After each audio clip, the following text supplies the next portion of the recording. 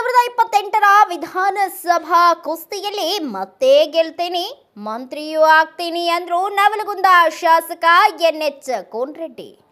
ಧಾರವಾಡ ಜಿಲ್ಲೆಯ ನವಲಗುಂದ ವಿಧಾನಸಭಾ ಕ್ಷೇತ್ರದ ಶಾಸಕರಾದ ಎನ್ಎಚ್ ಕೋನರೆಡ್ಡಿ ಅವರೊಂದಿಗೆ ನಮ್ಮ ನ್ಯೂಸ್ ಸಮೂಹದ ರಾಜ್ಯ ಉಪಸಂಪಾದಕ ಬಸವರಾಜು ಮುಕ್ತವಾಗಿ ಸಂವಾದ ಮಾಡಿ ಕ್ಷೇತ್ರದ ಅಭಿವೃದ್ಧಿ ಕೆಲಸಗಳು, ಪಕ್ಷ ಸಂಘಟನೆ, ಮಂತ್ರಿಗಿರಿ, 2028ಕ್ಕೆ ವಿಧಾನಸಭಾ ಕ್ಷೇತ್ರದಲ್ಲಿ ಗೆಲ್ಲೋದಕ್ಕೆ ಹಾಕಿಕೊಂಡ ಪ್ಲಾನ್ಗಳ ಬಗ್ಗೆ ಪ್ರಶ್ನೆ ಕೇಳಿ ಉತ್ತರ ಪಡೆದಿದ್ದಾರೆ. ನವಲಗುಂದದ ಹೆಮ್ಮೆಯ ಜನಪ್ರಿಯ ಶಾಸಕರಾಗಿರುವಂತಹ ಶ್ರೀ ಕೋನರೆಡ್ಡಿ ಸಾಹೇಬರು ಸಿಕ್ಕಿದರೆ ಸಾಕಷ್ಟು ಒಂದ್ ರೀತಿ ರೈತಾಪಿ ಹೋರಾಟಗಳಿಂದ ಅವರು ಬಂದು 2ನೇ ಬಾರಿ ಒಂದ್ ರೀತಿ ಶಾಸಕರಾಗಿದ್ದಾರೆ. ಒಂದ್ಸಲ ಸರ್ಕಾರದ ಕಾರ್ಯದರ್ಶಿ ಆಗಿದ್ರು.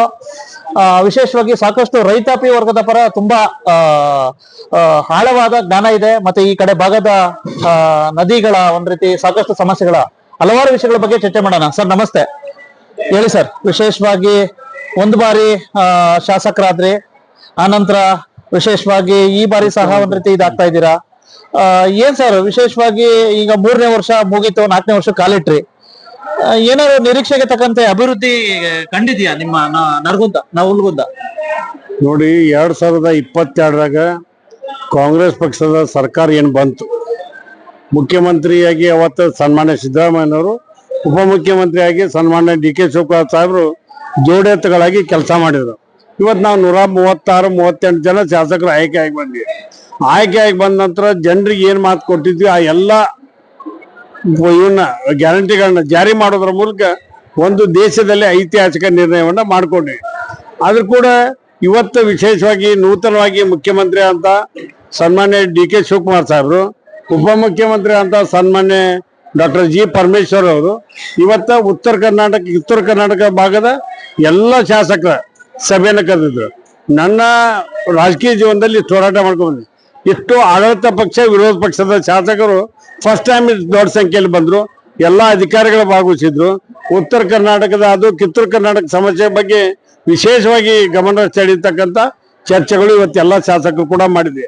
ನಮಗಿರ್ತಕ್ಕಂಥದ್ದು ಕುಡಿ ನೀರು ಬಗ್ಗೆ ಸ್ಟಾರ್ಟ್ ಆಯ್ತು. ಮೊದ್ಲೇಕ ನಾ ಹೇಳಿದೆ, ಮಹದಾಯಿ ಕಳಸಾ-ಬಂಡೂರಿ ಯೋಜನೆ ಜಾರಿ ಮಾಡಿಬಿಟ್ರೆ 4 ಜಿಲ್ಲೆ 14 ತಾಲೂಕಿಗೆ ಕುಡಿ ನೀರಿನ ಸಮಸ್ಯೆ ತಪ್ತೈತಿ ಅಂತ ಹೇಳಿದೆ. ಅದ್ರ ಜೊತೆಯಲ್ಲಿ ಮೋಡ ಬಿತ್ತನೆ, ನಮ್ಮ ಈಗ ಹಾವೇರಿ ಜಿಲ್ಲೆಯ ಎಲ್ಲಾ ಶಾಸಕರು ಸೇರ್ಕೊಂಡು ಅವತ್ತು ಸನ್ಮಾನ್ಯ ಸತೀಶ್ ಜಾರಕಿಹೊಳಿ ಅವರು, ಈ ಸನ್ಮಾನ್ಯ ಎಚ್.ಕೆ. ಪಾಟೀಲ್ರು, ಪ್ರಕಾಶ್ ಕೋಳಿಯವರು, ಆ ಭಾಗದ ಎಲ್ಲಾ ಶಾಸಕರು ಕೂಡ್ಕೊಂಡು ಅವ್ರ ಸ್ವಂತ ಖರ್ಚಿನಿಂದ ಇವತ್ತೇನು ಮೋಡ ಬಿತ್ತನೆ ಮಾಡಿದ್ರಲ್ಲ, ಅದು ಮೋಡ ಬಿತ್ತನೆ ಮಾಡಿದ್ರೆ 1 ತಾಸಿನ ಮಳೆ ಆಯ್ತು. ಇದನ್ನ ಲೆಕ್ಕ ಹಾಕ್ಬೋದು. ಅದೇ ರೀತಿ ಅದರ ಇಫೆಕ್ಟ್ ಧಾರವಾಡ ಜಿಲ್ಲೆ ಕೂಡ ಆಯ್ತು. ಅದಕ್ಕೆ ನಾನು ಇಷ್ಟ ಹೇಳ್ತಕ್ಕಂಥದ್ದು, ಮೋಡ ಬಿತ್ತನೆಯನ್ನ ಸರ್ಕಾರಿ ಕಾರ್ಯಕ್ರಮ ಅಂತ ಮಾಡ್ಬೇಕಂತೀವಿ. ಇವತ್ತು ಭರವಸೆ ನೀಡಾರ. ನಾವು ಸರ್ಕಾರದ ಕಾರ್ಯಕ್ರಮ ಮಾಡ್ಲಿಕ್ಕೆ ಬೆಂಗಳೂರಿನಲ್ಲಿ ಒಂದು ಉನ್ನತ ಮಟ್ಟದ ಸಭೆಯನ್ನು ಕರೆದು ತೀರ್ಮಾನ ಮಾಡ್ತೀವಿ ಅಂತ. ಅದು ಕೂಡ ನಮ್ಮ ಮಲಪ್ರಭಾ ಮತ್ತು ಘಟಪ್ರಭಾ, ಈ ಬಲದಂಡೆ ಕಾಲುವೆ, ಎಡದಂಡೆ ಕಾಲುವೆಗಳು ಏನದಾವು, ಇವನ್ನ ಆಧುನೀಕರಣ ಮಾಡಬೇಕು ಅಂತಕೊಂಡು ಹೇಳಿ ERM3 ಅಂತಕೊಂಡು ಹೇಳಿ ಸ್ಟಾರ್ಟ್ ಆಗಿದೆ. ಅದನ್ನು ಕೂಡ ಇಮಿಡಿಯೇಟ್ ಆಗಿ ಮಾಡ್ಬೇಕು ಅನ್ನುವಂತ ಒತ್ತಾಯವನ್ನ ಇವತ್ತು ಸಭೆಯಲ್ಲಿ ಮಾಡ್ತೇವೆ. ಅದು ಕೂಡ ರೂರಲ್ ವಾಟರ್ ಸಪ್ಲೈ ಧಾರವಾಡ ಜಿಲ್ಲೆದಾಗೆ 2013 ನಾನು MLA ಆಗಿದ್ದೆ. ಅವತ್ತು ವಿನಯ್ ಕುಲಕರ್ಣಿ ಅವರು ಡಿಸ್ಟ್ರಿಕ್ಟ್ ಮಿನಿಸ್ಟರ್ ಆಗಿದ್ರು. ಮುಖ್ಯಮಂತ್ರಿಯಾಗಿ ಸನ್ಮಾನ್ಯ ಸಿದ್ದರಾಮಯ್ಯ ಇದ್ರು. 364 ಹಳ್ಳಿಗಳಿಗೆ ಹುಬ್ಬಳ್ಳಿ ಧಾರವಾಡ ನೀರೇನು ಕುಡಿತೀವಿ ಅದನ್ನ ಕುಡಿಬೇಕಂತ ಹೇಳಿ ಚರ್ಚೆ ಮಾಡಿದ್ವಿ. ಅದಕ್ಕೆ L&Tಗೆ ಅದನ್ನ ಏಜೆನ್ಸಿ ಆಯ್ತು. L&T ಸ್ಪೀಡ್ ಮಾಡ್ತಾ ಇಲ್ಲ, ಬೇಗ ಮುಗಿಸಿ ನೀರು ಕೊಡ್ತಕ್ಕಂಥ ಕೆಲಸ ಮಾಡ್ಬೇಕಂತ ಒತ್ತಾಯವನ್ನ ಮಾಡೇವಿ. ಇದು ಕೂಡ ನಮ್ಮ ಮರೋ ಭಾಗದಲ್ಲಿ ನೀರೇ ಬರಂಗಿಲ್ಲ, ಯೋಗೇಶ್ವರ ಏತ ನೀರಾವರಿ ಅಂತ ಒಂದು ಸ್ಕೀಮ್ ಮಾಡಿದ್ವಿ. ಆ ಸ್ಕೀಮ್ಗೆ ಮಂಜೂರಾತಿ ಕೊಡಬೇಕು ಅನ್ನುವಂತ ಮನವಿಯನ್ನು ಕೂಡ ಮಾಡೇವಿ. ಅದು ಕೂಡ ನಾನು ವಿಧಾನಸಭೆಯಲ್ಲಿ ಚರ್ಚೆ ಮಾಡಿದ್ದೆ. ಇವತ್ತೇನು ಆರ್ಟಿಕಲ್ 371J ಪ್ರಕಾರ ಕಿತ್ತೂರು ಕರ್ನಾಟಕ, ನಮ್ಮ ಗುಲ್ಬರ್ಗ ವಿಭಾಗಕ್ಕೆ, ಕಲ್ಯಾಣ ಕರ್ನಾಟಕಕ್ಕೆ ಯಾವ ರೀತಿಯಾಗಿ ಕೊಟ್ರಿ, ಅದನ್ನು ಕಿತ್ತೂರು ಕರ್ನಾಟಕಕ್ಕೆ ಅದಕ್ಕೆ ಸರಿ ಸಮಾನವಾದಂತ ಒಂದು ಸ್ಥಾನ ಕೊಡ್ಬೇಕು ಅಂತ ಅವತ್ತು ವಿಧಾನಸಭೆಯಲ್ಲಿ ತಾವು ಕೂಡ ಇದ್ರಿ. ಅವತ್ತು ಚರ್ಚೆ ಆಯಿತು. ಮಾನ್ಯ ಮುಖ್ಯಮಂತ್ರಿ ಸಿದ್ದರಾಮಯ್ಯನವರು ಅವತ್ತು ಏನ್ ಹೇಳಿದ್ರು ಅಂದ್ರೆ, ಇಲ್ಲ ನಾನು ಗೋವಿಂದರಾವ್ ಸಮಿತಿ ಬಂದ್ಬಿಡ್ಲಿ, ಆ ವರದಿ ಬಂದ ನಂತರ ತೀರ್ಮಾನ ತಗೋತೀವಿ ಅಂತ ಹೇಳಿದ್ರು. ಗೋವಿಂದರಾವ್ ಸಮಿತಿ ಇವತ್ತಾಗಲೇ ವರದಿ ಕೊಟ್ಟಾಗಿದೆ. ನಂಜುಂಡಪ್ಪ ವರದಿ ನಂತರ ಡಾಕ್ಟರ್ ಗೋವಿಂದರಾವ್ ವರದಿ ಸಮಿತಿ ಇವತ್ತು ಸಬ್ಮಿಟ್ ಆಗಿದೆ. ಆ ಸಬ್ಮಿಟ್ ಆದ ನಂತರ ನೂತನವಾಗಿ ಸನ್ಮಾನ್ಯ ಡಿ.ಕೆ. ಶಿವಕುಮಾರ್ ಸಾಹೇಬರು ಮುಖ್ಯಮಂತ್ರಿ ಆಗ್ಯಾರ. ಕಿತ್ತೂರು ಕರ್ನಾಟಕ ಕೂಡ ಇವತ್ತೇನು ಹೈದರಾಬಾದ್ ಕೊಟ್ಟತಿ ಅದೇ ರೀತಿಯಾಗಿ ಹೈದರಾಬಾದ್ ಕರ್ನಾಟಕ ಏನು ಇಂಪ್ಲಿಮೆಂಟ್ ಆಗೈತಲ್ಲ ಕಲ್ಯಾಣ ಕರ್ನಾಟಕ, ಅದನ್ನ ಕಿತ್ತೂರು ಕರ್ನಾಟಕ ಮಾಡಬೇಕು, ಕನಿಷ್ಠ ಒಂದು 5,000 ಕೋಟಿ ಮೀಸಲಿಡಬೇಕು ಅನ್ನುವಂತ ಒತ್ತಾಯವನ್ನ ಮಂಡನೆಯನ್ನು ಮಾಡೇವಿ. ಅದು ಕೂಡ ಹಲವಾರು ವಿಚಾರಗಳ ಬಗ್ಗೆ ಚರ್ಚೆ ಮಾಡಿ, ನಮ್ಮ ಅಂಡಿಗೇರಿ UGD ಇರ್ಬೋದು, ನವಲಗುಂದ UGD ಇರ್ಬೋದು, ಮತ್ತೆ ಅದೇ ರೀತಿಯಾಗಿ ಬೇರೆ ಬೇರೆ ಕೆಲಸಗಳ ಬಗ್ಗೆ ನಮ್ಮ ಬೆಳೆ ವಿಮೆ ವಿಶೇಷವಾಗಿ 2026-27ಕ್ಕೆ ಕೇಂದ್ರ ಸರ್ಕಾರ ಒಂದು ಗೈಡ್ಲೈನ್ಸ್ ಹೊರಡಿಸಿದೆ. ಏನಂತ, ರೈತರು ಎಲ್ಲಿ ಸಾಲ ತಗೊಂಡಿರ್ತಾರ ಆ ಸಾಲದಕ್ಕೆ ಇದಕ್ಕೆ ಮಾತ್ರ ನೀವು ಆ ಬ್ಯಾಂಕ್ನಾಗೆ ಹೋಗಿ ಕಟ್ಟಬೇಕು ಅನ್ನೋಂಥ ತೀರ್ಮಾನ ಮಾಡ. ನಾವು ಉದಾಹರಣೆಗೆ ಈಗ ಈರುಳ್ಳಿ ಮತ್ತು ಮೆಣಸಿನಕಾಯಿಗೆ ರೈತರದ್ದು ಒಂದು ಬೆಳೆ ಸಾಲ ತಗೊಂಡಿರ್ತೀನಿ. ಅವಾಗ ಏನ್ ಮಾಡ್ಬಿಡ್ತಾರೆ ಇವರು, ಆ ಬೆಳೆ ಸಾಲಕ್ಕೆ ಅದೇ ಬೆಳೆ ಬೆಳಂಗಿಲ್ಲ, ಕ್ಲೈಮೇಟ್ ಚೇಂಜ್ ಆಗ್ಬಿಡ್ತೈತಿ. ಅದಕ್ಕೆ ಗ್ರೀನ್ ಗ್ರಾಮ್ ಬಿತ್ತೇವೆ ನಾವು, ಹಸಿರು. ಆ ಹೆಸರು ಬಿತ್ತಾಗ ಅದಕ್ಕೆ ಅದು ಇದು ಆಗೋದಿಲ್ಲ. ನಾವೇನು GPS ಮಾಡಕ್ ಹೋದಾಗ ಅದಕ್ಕೆ ಅದು ಟ್ಯಾಲಿ ಆಗೋದಿಲ್ಲ. ಅದಕ್ಕೆ ಹಳೆ ಪದ್ಧತಿ ಏನಿತ್ತು ಅದನ್ನೇ ಮುಂದುವರಿಸ್ಬೇಕು. ಪ್ರಧಾನ ಮಂತ್ರಿ ಫಸಲ್ ಬಿಮಾ ಯೋಜನೆ ಜಾರಿ ಆಗ್ಬೇಕಂದ್ರೆ ಈ ಕಾನೂನನ್ನು ಬದಲಿ ಮಾಡ್ಬೇಕಂತ ತಿಳ್ಕೊಂಡು ಹೇಳಿ ರೈತರ ಪರವಾಗಿ ಮನವಿ ಮಾಡೇವಿ. ಮುಖ್ಯಮಂತ್ರಿಗೆ ಎಲ್ಲ ಮನವಿ ಸಲ್ಲಿಸಿವಿ. ಅಲ್ಟಿಮೇಟ್ಲಿ ಇವತ್ತೆಲ್ಲ ಚರ್ಚೆ ಬಹಳ ಒಳ್ಳೆ ರೀತಿಯಿಂದ ಆಗಿದೆ. ಫಸ್ಟ್ ಟೈಮ್ ಅವ್ರು ಒಂದೇ ತಿಂಗಳಲ್ಲಿ ಮುಖ್ಯಮಂತ್ರಿ ಆಗಿ ಇಷ್ಟೆಲ್ಲ ಈ ಭಾಗದ ಶಾಸಕರು ಕರೆದದಕ್ಕೆ ಮುಖ್ಯಮಂತ್ರಿ ಸನ್ಮಾನ್ಯ DK ಶಿವಕುಮಾರ್ಗೆ, ಉಪಮುಖ್ಯಮಂತ್ರಿ ಸನ್ಮಾನ್ಯ G ಪರಮೇಶ್ವರ್ ಅವರಿಗೆ ಅಭಿನಂದನೆಗಳನ್ನ ಸಲ್ಲಿಸ್ತೇನೆ. ಈಗ ಕೋನ್ ರೆಡ್ಡಿ ಅವರು ಅಂದ್ರೆ ಒಂದ್ ರೀತಿ ವಿಶೇಷವಾಗಿ ಮಾದಾಯಿ ಹೋರಾಟಗಳಿಂದ ಬೆಳಕಿಗೆ ಬಂದವರು. ವಿಶೇಷವಾಗಿ ನವಲಗುಂದ ಒಂದ್ ರೀತಿ ಹೋರಾಟ ಏನ್ ಸರ್, ಯಾಕೆ ಸರ್ಕಾರಗಳು ಬರ್ತವೆ ಹೋಗ್ತವೆ, ತಾವು ಸಹ ಮೊದ್ಲೇ ಅದರಿಂದನೇ MLA ಆದ್ರಿ, ಜನಪ್ರತಿನಿಧಿ ಆದ್ರಿ, ಈಗ ಮತ್ತೆ ಮಂತ್ರಿ ಆಗೋ ಕನ್ಸ್ ಕಾಣ್ತಾ ಇದ್ದೀರಾ. ಆದ್ರೆ ಇಲ್ಲವರೆಗೂ ಸಹ ಯಾಕೆ ಸರ್ ಮಹದಾಯಿ ಅಂತಕ್ಕಂಥ ಸಮಸ್ಯೆ ಯಾಕೆ ಬಗೆಹರಿತಾ ಇಲ್ಲ? ಏನ್ ಸಮಸ್ಯೆ ಯಾಕೆ ಅಂತ ನೋಡಿ. ಮಹದಾಯಿ ಕಳಸಾ ಬಂಡೂರಿ ಯೋಜನೆ ಎಲ್ಲಾ ಅನುಮತಿ ಪಡೆದಾಗಿದೆ. ಟೆಂಡರ್ ಕರೆದು ಗುತ್ತಿಗೆದಾರ ಕೂಡ ನಿಗದಿ ಮಾಡಾಗಿದೆ. ಈಗ ವನ್ಯಜೀವಿ ಮಂಡಳಿಯಿಂದ ಕೇಂದ್ರ ಸರ್ಕಾರ ಫಾರೆಸ್ಟ್ ಇಲಾಖೆಯಿಂದ ಕೊಡೋದೊಂದು ಬಾಕಿ ಬಿಟ್ರೆ ಈವನ್ ಸುಪ್ರೀಂ ಕೋರ್ಟ್, ಮಹದಾಯಿ ನ್ಯಾಯಾಧಿಕರಣ ಎಲ್ಲಾ ತೀರ್ಪು, DPR ಆಗೈತಿ, ಎಲ್ಲ ಆಗೈತಿ, ಯಾವುದೇ ಸಮಸ್ಯೆ ಇಲ್ಲ. ಮೊನ್ನೆ ಮುಖ್ಯಮಂತ್ರಿಗಳೊಂದು ಐತಿಹಾಸಿಕ ನಿರ್ಣಯ ತೆಗೆದುಕೊಂಡ್ರು.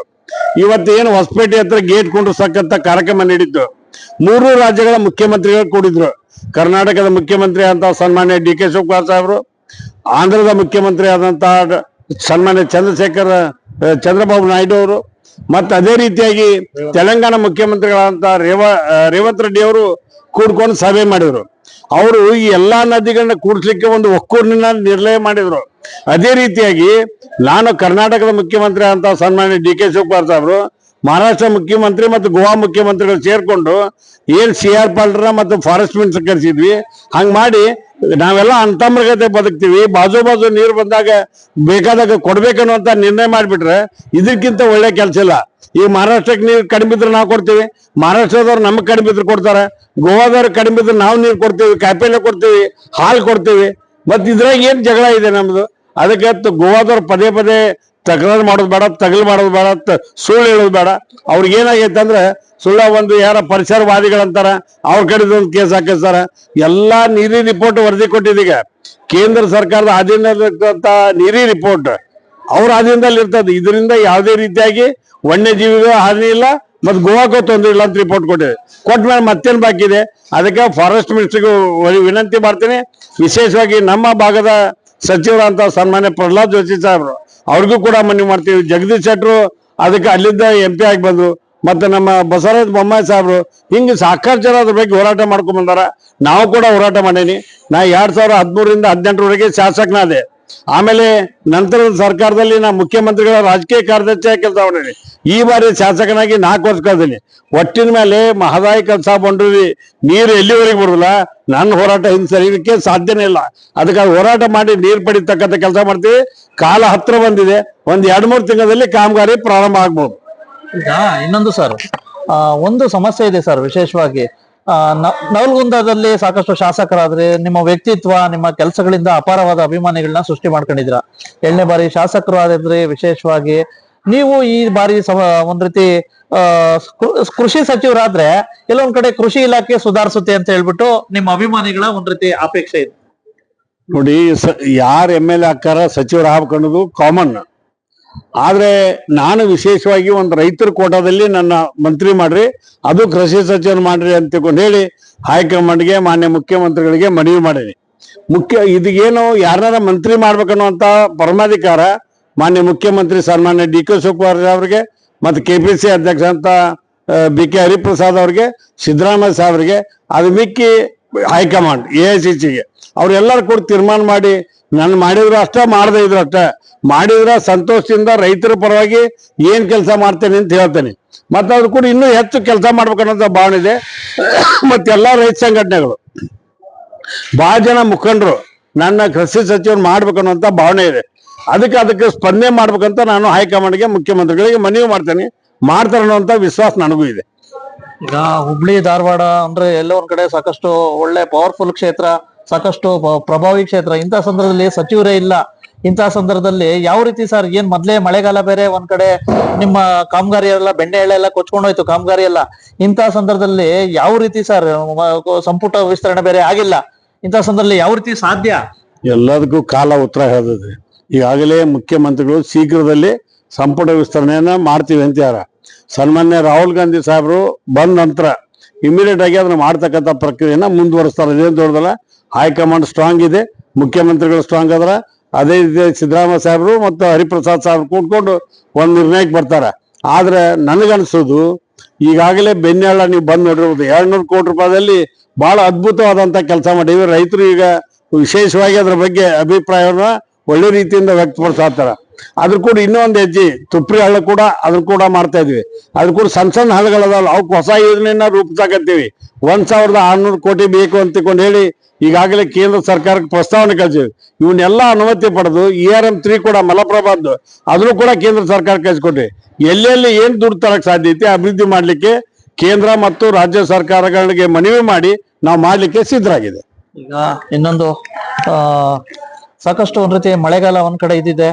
ಇಂತಹ ಸಂದರ್ಭದಲ್ಲಿ ಎಲ್ಲ ಒಂದ್ ಕಡೆ ಈ RSS ಅಂತಕ್ಕಂಥದ್ದು ಎಲ್ಲ ಒಂದ್ ಕಡೆ ನಿಮ್ಮ ಗೃಹ ಸಚಿವರೇ ಆಗಿರ್ತಕ್ಕಂಥ RSS ನ ಮೂಲ ಕೇಳಿರ್ತಕ್ಕಂಥದ್ದು ಏನ್ ಸರ್, ಇದ್ರ ಬಗ್ಗೆ ಏನ್ ತಮ್ಮ ಸ್ಪಷ್ಟನೆ ಏನ್ ಸರ್? RSS ಅದು ಇಂಡೈರೆಕ್ಟ್ಲಿ ಬಿಜೆಪಿ ಇದ್ದಂಗೆ ಅವ್ರ ಕರ್ತವ್ಯ ಮಾಡ್ತಾರೆ. ಅವರು ತಮ್ಮ ಹಿಂದುತ್ವವನ್ನ ಪ್ರತಿಭಟನೆ, ನಾವು ಕೂಡ ಅವ್ರಕ್ಕಿಂತ ಹೆಚ್ಚು ಹಿಂದುತ್ವನ ಮಾಡ್ತೇವೆ ನಾವು. ಯಾಕಂದ್ರೆ ಆಕ್ಚುಲಿ ಹನುಮಪ್ಪನ ಪೂಜೆ ಮಾಡೋರು ನಾವು, ಎಲ್ಲಾ ದೇವಸ್ಥಾನಗಳಿಗೆ ಹೋಗೋರು ನಾವು. ಯಾರ ಮಂದಿ ಎತ್ ದೇವಸ್ಥಾನಕ್ಕೆ ಹೋಗ್ತಾರ, ಪ್ರಚಾರ ಮಾತ್ರ ಭಾಳ ತಗೋತಾರೆ.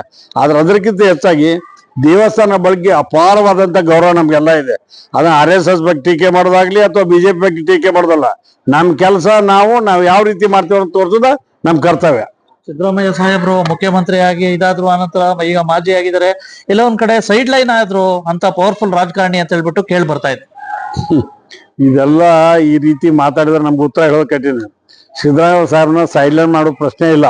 ಮಾನ್ಯ ಮುಖ್ಯಮಂತ್ರಿಗಳು 30 ದಿವಸ ಮುಗಿದಕ್ಕೆ ಅವ್ರ ಮನ್ಯಾಗ ಕುಂತು ಟಿಫಿನ್ ಮಾಡಿ ಒಬ್ರಿಗೊಬ್ರು ಅಂತಮ್ರಕ್ಕಿಂತ ಹೆಚ್ಚದ. ಸಿದ್ದರಾಮಯ್ಯ DK ಶಿವಕುಮಾರ್ ಅದ್ರಾಗ ಏನೋ ಪ್ರಶ್ನೆ ಇಲ್ಲ. ಯಾರನ್ನೂ ಸೈಡ್ ಲೈನ್ ಮಾಡೋ ಪ್ರಶ್ನೆ ಇಲ್ಲ. ಅವರಿಬ್ರು ನಮ್ಮ ಕರ್ನಾಟಕ ರಾಜ್ಯಕ್ಕೆ ಎಡ್ಕಂಡಿದ್ದಾಗ. ನಿಮ್ಮ ರಾಜಕೀಯ ಗುರುಗಳು ವಿಶೇಷವಾಗಿ ಹೇಳ್ತಾ ಇರ್ತೀರಾ ದೇವೇಗೌಡರು ಅಂತ ಹೇಳ್ಬಿಟ್ಟು. ವಿಶೇಷವಾಗಿ ದೇವೇಗೌಡರ ಬಗ್ಗೆ ನಿಮ್ಮ ಅಭಿಪ್ರಾಯ ಹೆಂಗಿದೆ ಸರ್?